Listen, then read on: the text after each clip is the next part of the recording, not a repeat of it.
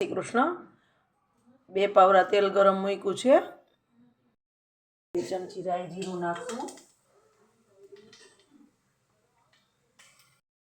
ચપટી હિંગ નાખશું.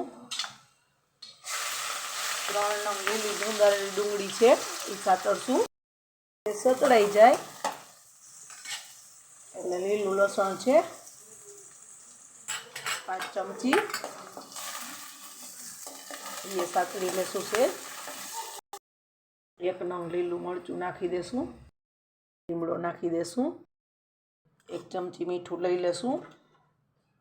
1 ચમચી ચટણી લઈ લેશું. કાશ્મીરી તીખું મિક્સ છે. અડધી ચમચી હળદર, અડધી ચમચી ધાણા જીરું પાવડર, અડધી ચમચી ગરમ મસાલો પાવડર, ચમચી ખાંડ, ચાટ મસાલો લેશું. સતળાઈ ગયું છે. હવે આપણે ડ્રાય મસાલા મિક્સ કર્યા છે એ નાખી દઈશું.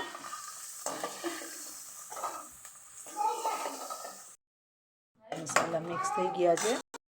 આપણે આ ઈડલી છે એને કટ કરી લેશું. લાંબી લાંબી સુધારી લેશું આ રીતે.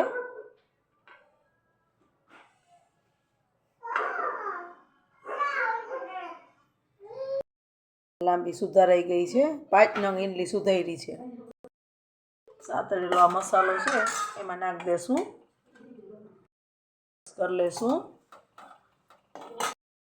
મિક્સ કરી લીધું છે. ઉપર થોડીક ધાણા ભાજી નાખી દેશું. હવે મિક્સ કરી લેશું. રેડી છે. સર્વ કરી દેશું.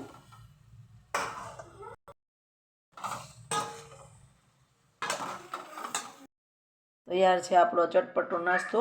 એકદમ સરસ લાગશે.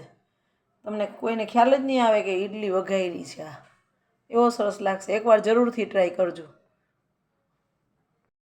જય શ્રી કૃષ્ણ.